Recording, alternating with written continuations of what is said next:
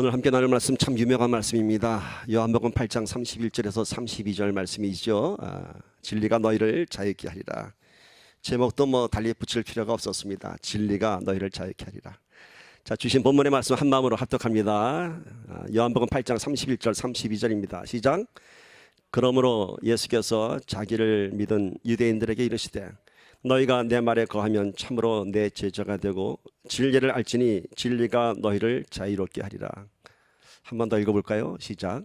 그러므로 예수께서 자기를 믿은 유대인들에게 이르시되 너희가 내 말에 거하면 참으로 내 제자가 되고 진리를 알지니 진리가 너희를 자유롭게 하리라. 아멘.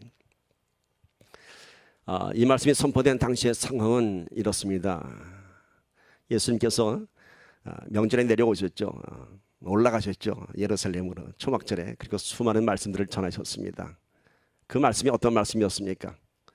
어떤 지혜자의 말씀이 아니고 어떤 도덕적인 말씀이 아니고 사람들이 이해할 수 없는 말씀들이었습니다. 즉 하나님의 말씀이었고요, 하나님 나라에 대해서 말씀하셨고 예수님 당신의 정체성에 대해서 말씀하셨습니다. 내가 아버지의 아들, 하나님 아버지의 아들이라고 말씀하셨습니다. 그리고 너희 배에서 생수가 넘쳐나리라. 도저히 알 수 없는 성령에 대해서 말씀하셨고요, 영원한 생명에 대해서 말씀하셨습니다. 도저히 이해할 수 없는 말씀들을 계속 선포하셨습니다. 자, 이 말씀을 통해서 어떤 일들이 일어났나요? 수많은 사람들이 갈등하고 이게 무슨 말씀인가? 예수님께 반문도 하고 이게 무슨 뜻입니까? 이게 무슨 뜻입니까? 살과 피를 먹어야 영생을 얻는다고 하니 우리가 어떻게 예수님의 살과 피를 먹겠습니까? 도저히 이해할 수 없는 그런 말씀 가운데서 참 혼란스러워했습니다. 그런데 놀라운 것은 이렇게 이해할 수 없으면 무슨 말인지 모르면 사람들이 떠나가야 되고 저 사람 maybe crazy 무시해야 될 텐데 이상한 일이 벌어졌습니다. 이해할 수 없는데 무슨 뜻인지 전혀 모르겠는데 점점 사람들이 그 말씀을 믿게 되었다라고 성경은 기록하고 있습니다. 무엇인가요? 우리의 머리는 이해할 수 없지만은, 우리 지성으로는 이해할 수 없지만 예수님 앞에 나오면은 우리가 할 수 없는 그런 영성으로 전해지는 그런 메시지가 있는 것입니다.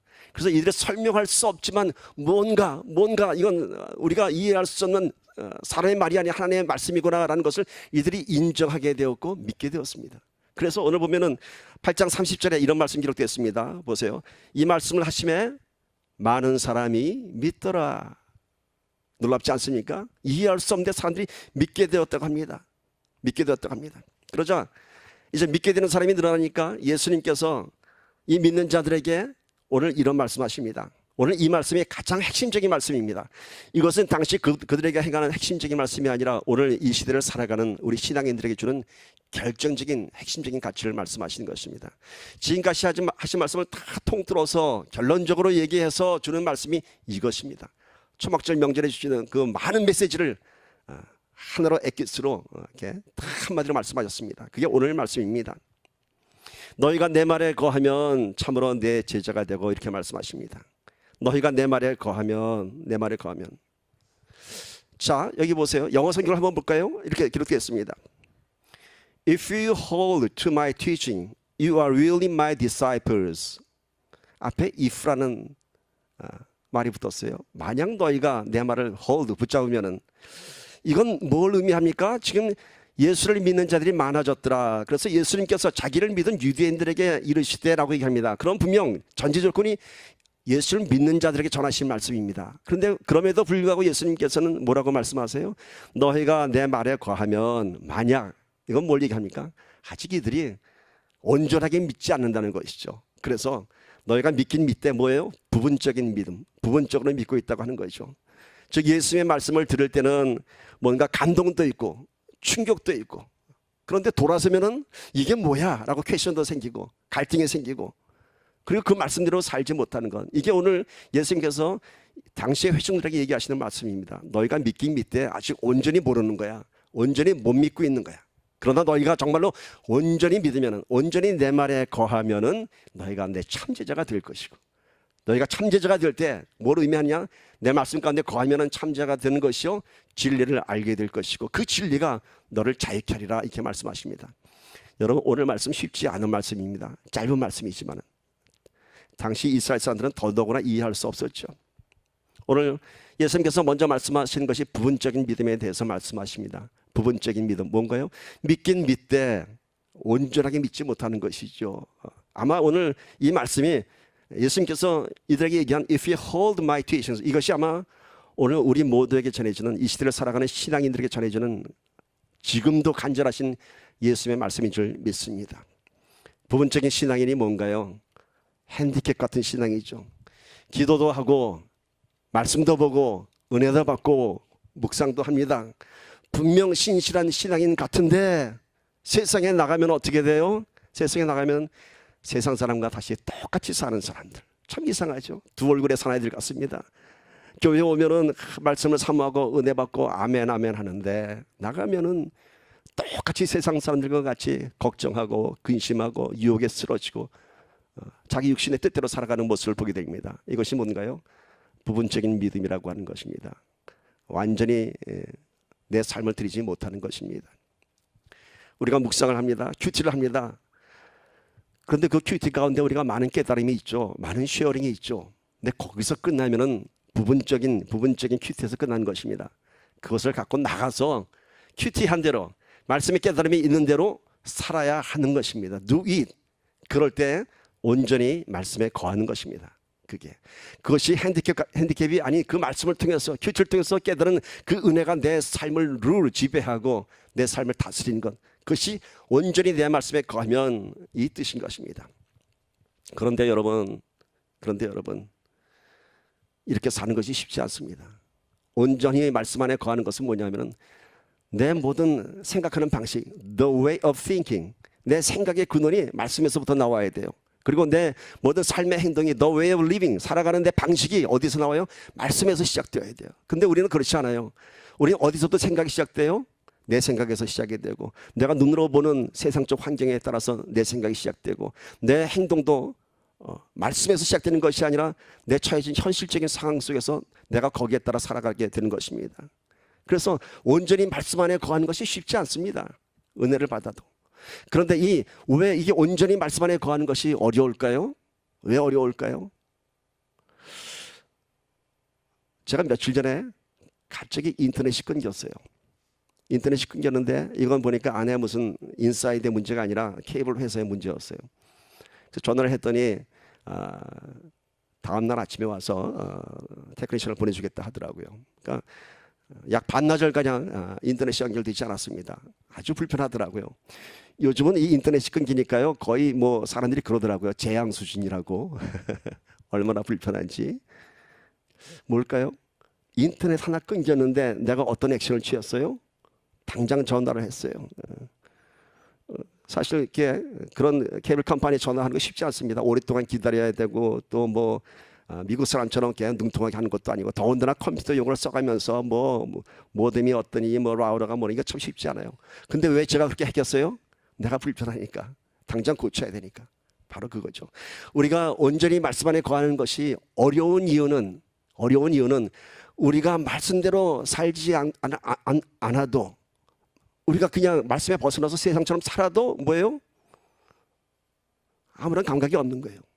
만약에 우리가 말씀대로 살지 않고 말씀대로 살지 않았을 때에 막 우리가 불편하고 고통스럽고 내가 아프다면은 아마 당장 회개하고 말씀으로 돌아올 것입니다. 인터넷이 끊겼더니 너무 편해서 당장 전하는 것처럼 내가 오늘 좀 말씀을 스킵했어. 말씀은 그렇지만 내 현실은 그렇지가 않아. 그러니까 하나님 excuse 하고 모른 척하고 지나갔을 때 아니구나 하고 막 내가 말씀을 지키지 못한 것 때문에 내가 막 괴롭고 몸부림치고 막 아프고 그런다면은 어느 누가 말씀 안 지키겠습니까? 당장 회개하고 아버지하고 말씀 지키겠습니다. 그렇게 살아가죠. 그런데 문제는 말씀을 안 지키고 말씀을 스킵하고 말씀을 무시하고 살아도 no changes, 아무렇지도 않다는 거예요. 아무렇지도 않은 게 아니라 오히려 편합니다. 자연스럽습니다. 아주 좋습니다. 말씀에 구애받지 않고 살아가니까, 내 뜻대로 살아가니까 참 좋습니다. 그런데 이게 뭔가요, 여러분? 이거는 불편함이 없는 것이 아니라, 자유함이 있는 것이 아니라, 사실은 우리는 알죠. 내가 말씀대로 살아가지 않고 말씀에서 벗어났을 때 지금 당장은 괜찮지만 서서히 내 영혼이 지금 망가져가고 죽어져가고 있는 것을 의미하는 것입니다. 하나님의 말씀을 안 지켰을 때 막 큰 고통이 온다면은 우리는 그냥 곧바로 들어갈 텐데, 말씀을 안 지켜도 심지어 죄를 범해도 아무렇지도 않아요. 기도 안 해도 아무렇지도 않아요. 그게 문제인 것이에요. 그러다 보니까 그렇게 온전하게 사는 것이 쉽지 않은 것입니다. 근데 이것이 얼마나 심각한 것인지 우리가 오늘 깨달아야 됩니다.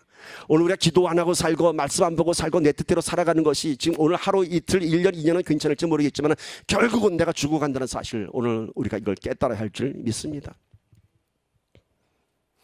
어느 마을에 집단적으로 암이 발생하는 지역이 있었습니다. 이상하게 그 지역 주민들은 나이가 50대 지나가게 되면 암이 발생하게 돼요. 그래서 그 지역을 집중적으로 이렇게 추적 조사를 했습니다. 원인이 무엇나요? 원인이 무엇이었나? 그 원인은 그 마을에 있는 우물이었습니다. 그 우물에 아주 강한 항암 물질, 그러니까 우리가 암을 발생시키는 그런 좋지 않은 물질들이 그 우물에서 계속 쏟아져 나가 있었습니다. 그 우물을 처음 먹을 때는 아무렇지도 않았습니다. 아니 뭐 오늘이 아니라 10년 20년 먹어도 괜찮았어요. 그런데 30년 40년 지나고 나니까 나이가 50이 넘어가니까 마을 사람들이 하나씩 둘씩 암으로 죽어가는 거예요. 무섭죠 여러분. 암으로 죽어가면 육신의 죽음으로 끝났지만 중요한 것은 우리가 오늘 말씀 안에 온전히 거하지 않고 부분적으로 살아가면 우리의 영혼이 그렇게 죽어가고 말 것입니다.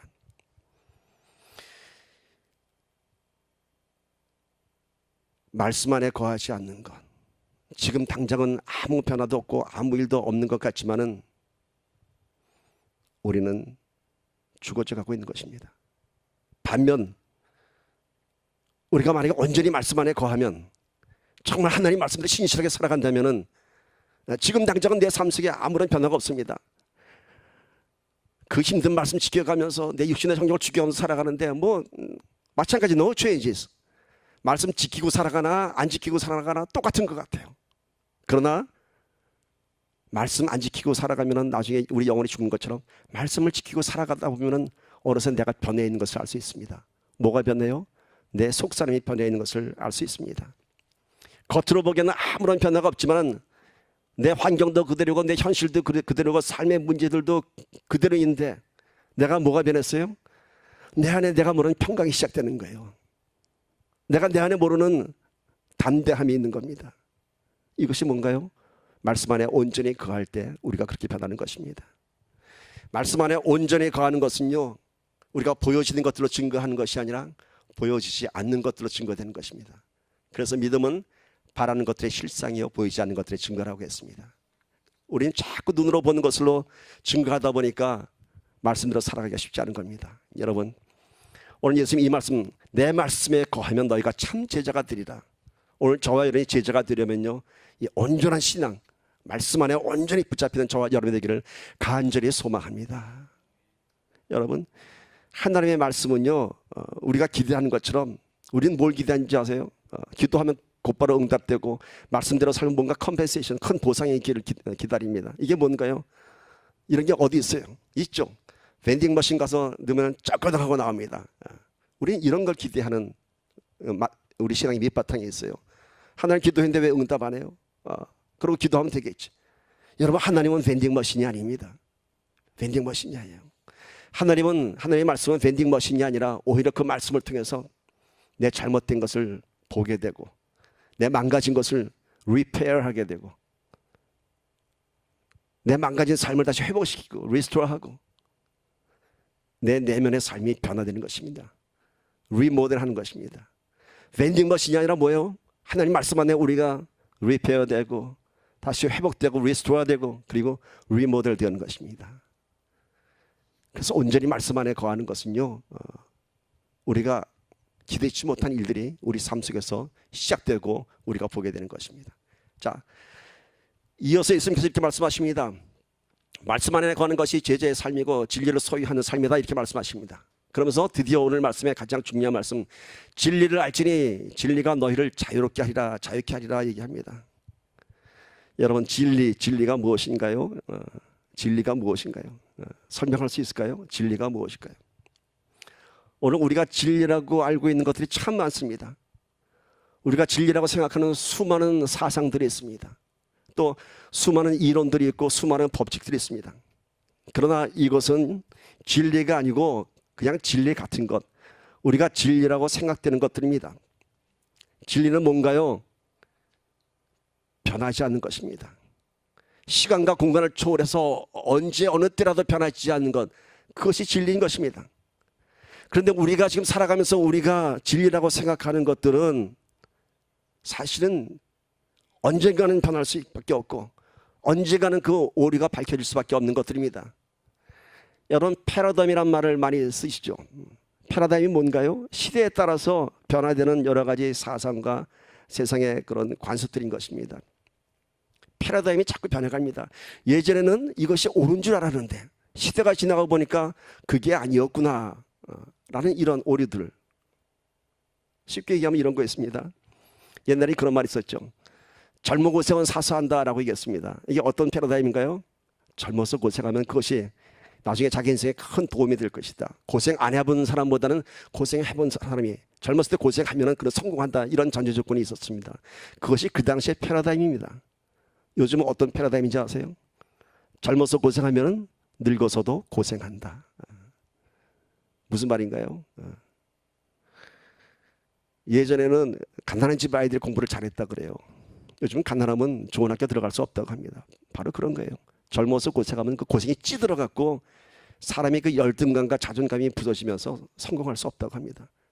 이게 패러다임이 바뀐 거예요. 옛날에는 내가 고생하면 그 고생 가운데서 일어나고자 하는 인생의 열정이 있었습니다. 그것이 그 당시에 패러다임이라면 지금 뭐예요? 열정이 아니라 좌절, 실망, 더 무너져가는 것이죠.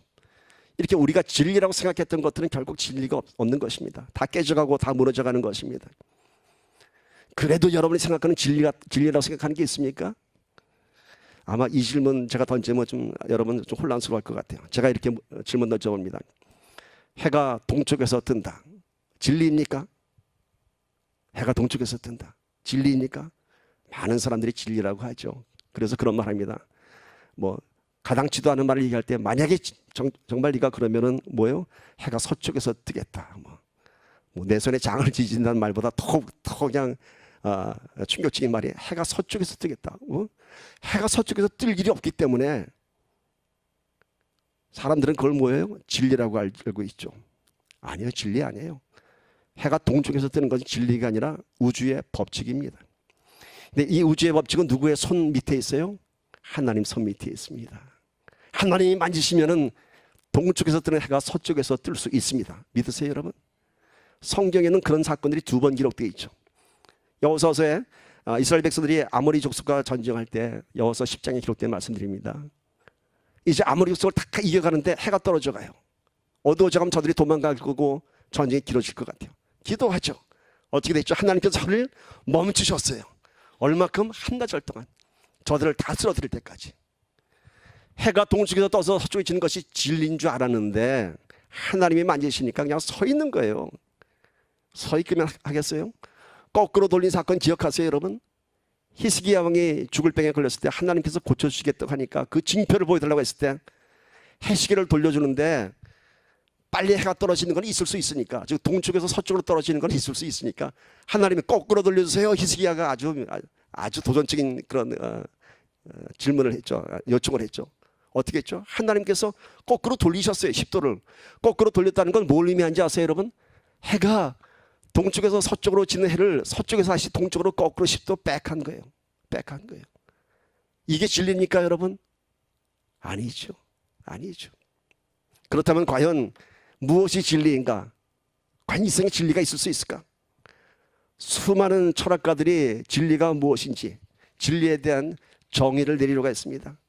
그들의 깊은 사색과 사상으로 철학적으로 접근했습니다. 진리가 무엇인가?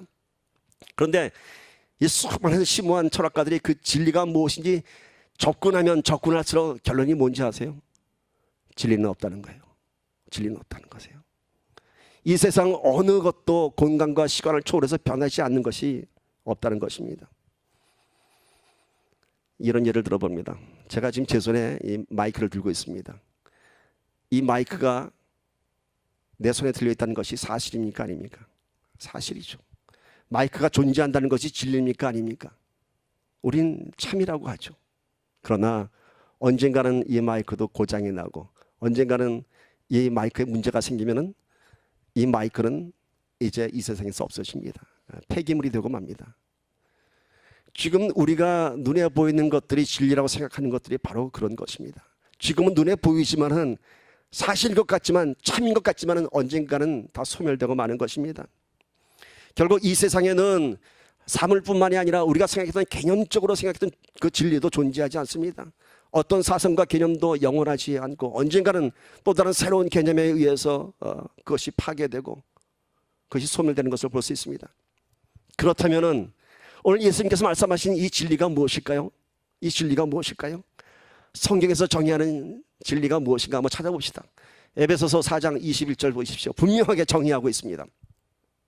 함께 있습니다. 시작. 진리가 예수 안에 있는 것 같이 너희가 참으로 그에게서 듣고 또한 그 안에서 가르침을 받았을진대. 요한복음 14장 6절에 있습니다. 시작. 예수께서 이르시되 내가 곧 길이요 진리요 생명이니 나로 말미암지 않고는 아버지께로 올 자가 없느니라. 진리가 뭐라고요? 진리가 뭐라고요? 답을 가르쳐줘도 모르겠어요. 그 거룩한 이름을 차마 못 부르겠어요. 답은 예수죠. 예수님. 그분이 이 땅에 진리로 오셨습니다. 진리가 예수 안에 있는 것 같이 너희가 참으로 그에게서 듣고 또한 그 안에서 가르침을 받으실때 그것이 진리이라.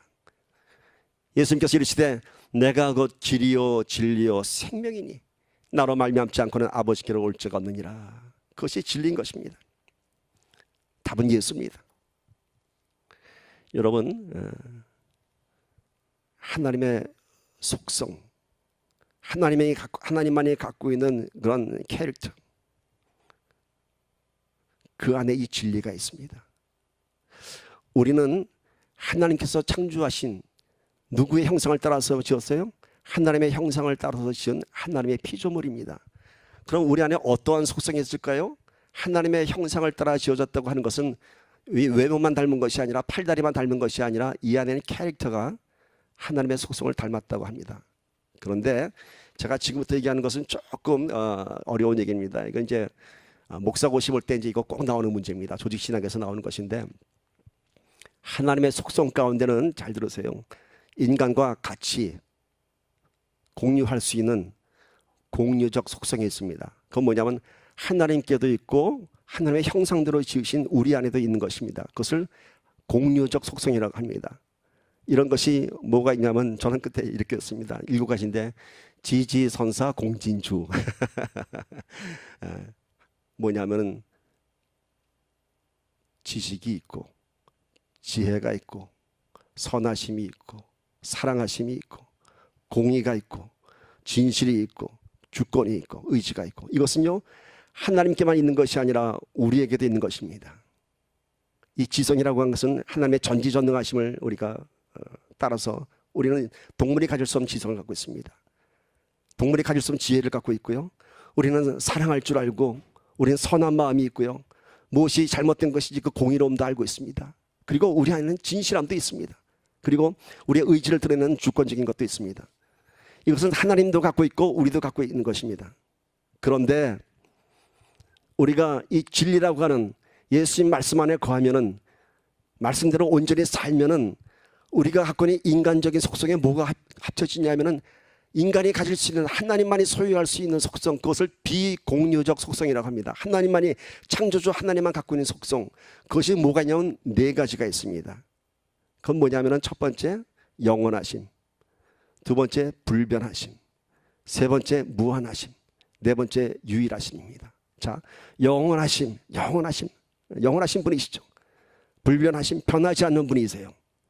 자, 우리도 사랑할 수 있습니다. 그러나 우리는 어떻게 해요? 변하죠. 이것이 하나님과 우리의 차이입니다. 우리의 사랑 영원하지 않습니다. 그러나 하나님의 사랑은 영원하십니다. 무한하심, 우리의 사랑은 리밋이 되어 있습니다. 선택적인 사랑입니다. 우리의 용서 제한적이에요. 그러나 하나님의 용서는 unlimited, 무한하신 사랑이십니다. 또한 유일하심이죠. 내가 갖고 있는 것 다른 사람도 갖고 있습니다.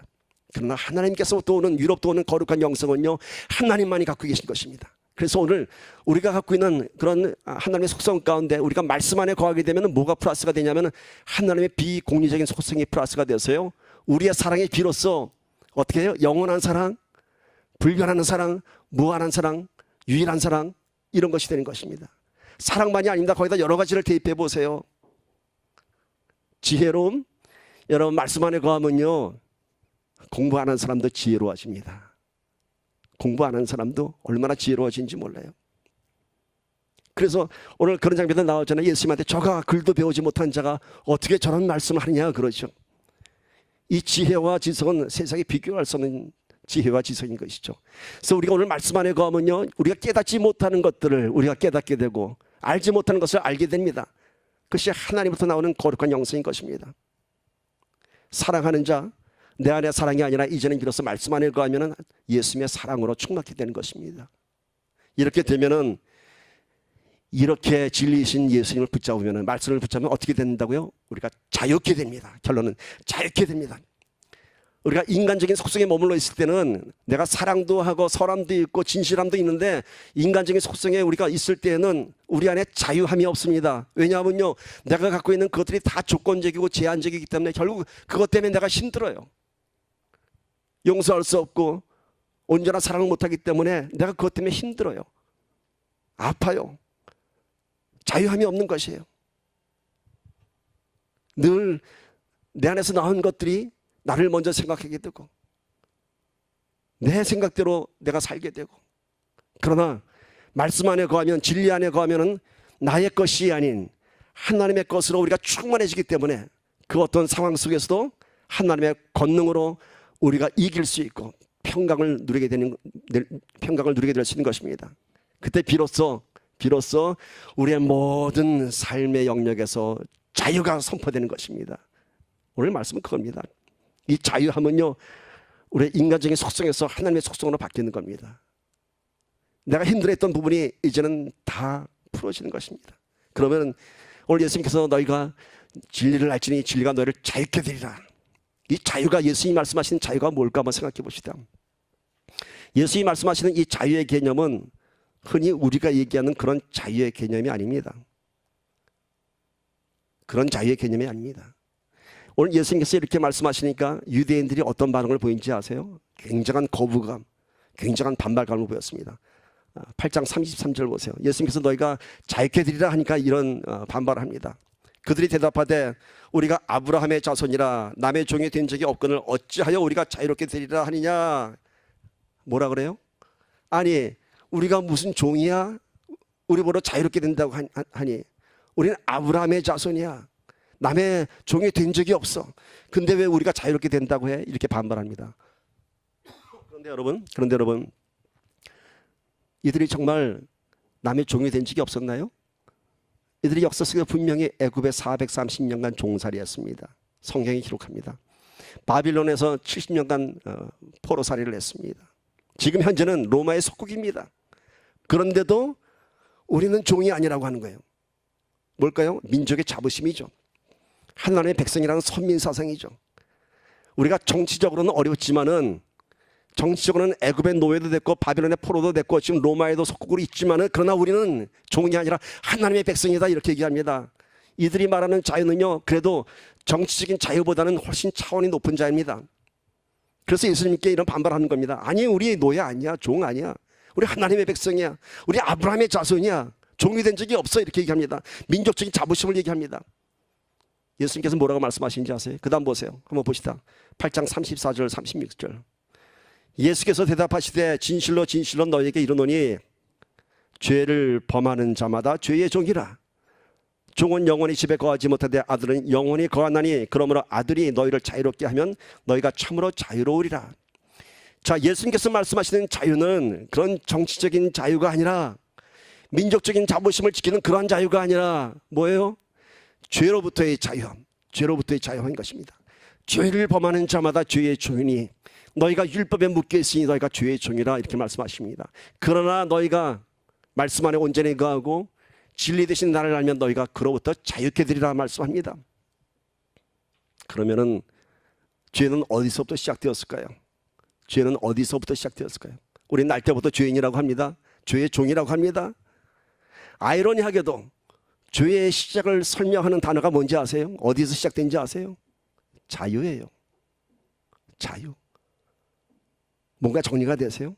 예수님께서는 오늘 너희를 죄의 종으로부터 자유케 되리라 하는데 이 죄의 시작이 어디서부터 시작됐다고요? 자유에서 시작됐죠. 죄를 선택하는 자유, 선악과를 따먹었던 그 자유, 자유의지 안에서 죄가 시작되었습니다. 이제 예수님께서 그 자유를 육신의 정력을 따라 살았던 그 자유를 뭘로 바꿔줘요? 이제는 거기서 그 속박에서 풀어지는 그 자유함을 말씀하시는 것입니다. 오늘 예수님께서 말씀하시는, 성경에서 언급하시는 자유라고 하는 개념은요, 그런 정치적인 자유, 속박된 것의 자유가 아니라 죄에서 자유함을 받는 것이고요. 이거는 뭘 의미해요? 주인이 바뀌는 것을 의미합니다. 주인이 바뀌는 것입니다. 옛 주인을 떠나서 새 주인을 만나는 것, 이것이 바로 자유함입니다. 옛 주인이 누군가요? 죄. 사탄이 내 주인이었어요. 뭐 때문에? 내 자유함 때문에, 내 육신의 자유함 때문에 내가 사탄 밑에 늘어난 종노릇 했지만 이제는 말씀 안에 거하면은, 예수님의 진리 되심을 우리가 붙잡으면은 누구의 종이 되어? 의의 종이 된다고 합니다. 보세요. 로마서 6장 17절 18절 보십시오. 하나님께 감사하리로다. 너희가 본래 죄의 종이더니 너희에게 전하여 준 바 교훈의 본을 마음으로 순종하여 죄로부터 해방되어 의에게 종이 되었느니라. 아멘. 죄의 종에서 뭐가 됐다고요? 의의 종으로 바뀌었어요.